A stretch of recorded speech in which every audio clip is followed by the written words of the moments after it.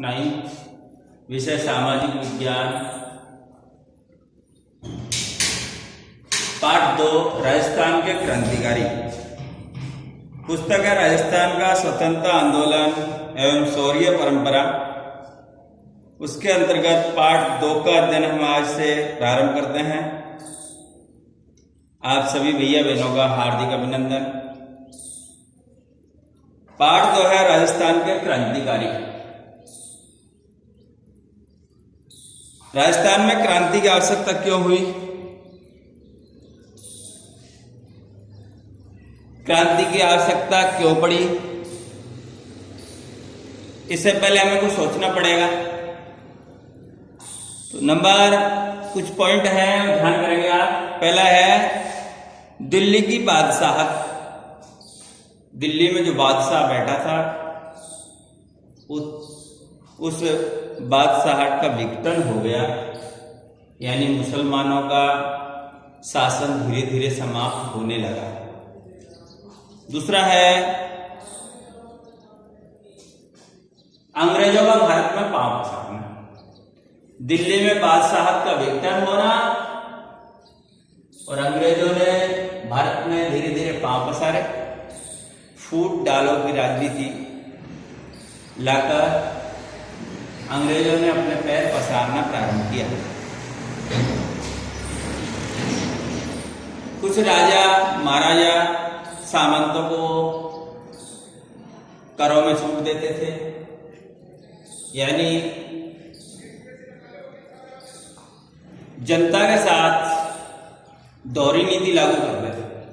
इसलिए अंग्रेजों का विरोध हुआ। अंग्रेजों का विरोध राजस्थान में पुरजोर से हुआ।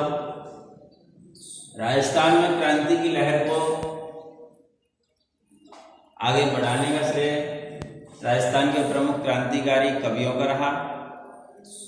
उन कवियों के बारे में आज हम कुछ अध्ययन करेंगे। पहले हैं कवि बांकीदास। इनका संबंध भरतपुर के राजघराने से था। भरतपुर के राजकवि थे तथा जोधपुर के नरेश मानसिंह जी थे, उनके राजकवि और काव्य गुरु भी थे। बांकीदास भरतपुर के राजा कवि थे, जोधपुर नरेश मानसिंह के राजकवि और काव्य गुरु भी थे। राजस्थानी भाषा में इन्होंने 2700 ऐतिहासिक बातें लिखी, घटनाओं को लिखा। इन्होंने अपनी कविताओं में सामंतों को फटकारा, उनको फटकार लगाई कि आप कब तक अंग्रेजों की गुलामी करते रहेंगे और आप गुलाम बन गए, गुलाम बने रहोगे। देश को आजाद होना होगा जब देश आजाद होगा। ऐसी इन्होंने बातें कही। इन्होंने लिखा अपनी कविताओं में, जो लिखा इन्होंने लिखा अपनी कविताओं में, अंग्रेजों ने अनेक शहरों पर अधिकार कर लिया है। यहीं से अपनी फौज बनाई उन्होंने। भारत में सामंत बिना लड़ाई अपनी भूमि शत्रुओं को सौंपते जाते हैं। अंत में सामंतों को फटकारा भी और कहा, जोधपुर, उदयपुर, जयपुर ने अपने अपने गौरव का नाश कर दिया है। देश गुलाम होना था, हो गया। आजाद होना होगा, आजाद हो जाएगा। तुम्हारे किए अब कुछ नहीं होगा। ऐसी फटकार इन्होंने सामंतों को लगाई। दूसरे कवि थे डूंगजी और जवाहर जी। 1818 में अंग्रेजों से संधि हो गई। शेखावाटी के लोगों ने इसका विरोध किया। अंग्रेजों ने सोचा कि शेखावाटी के लोग विरोध कर रहे हैं। उन्होंने इस विरोध को कुचलने के लिए योजना बनाई। 1834 में डूंगजी को इस बात का मालूम लगा, जो कि रिसालेदार थे सेना में वहां की छावनी में। तो डूंगजी के नेतृत्व में सैनिकों ने विद्रोह कर दिया। नसीराबाद छावनी पर हमला हुआ, खजानों में लूटपाट की। उनसे संबंधित गाथा है। डोंगजी और जॉर्जी से संबंधित एक गाथा है जिसको छावनी नाम से भी जाना जाता है। इसके बाद है सूर्यमल, जिन्हें सूरजमल भी कहते हैं। सूर्यमल मिश्रण 1857 के स्वागत कवि सूरजमल ने लोगों को संघर्ष के लिए प्रेरित किया। इनकी उत्कृष्ट कृति वीर सतसई है। इनके द्वारा जो लिखी गई कृति है उसका नाम है वीर सतसई।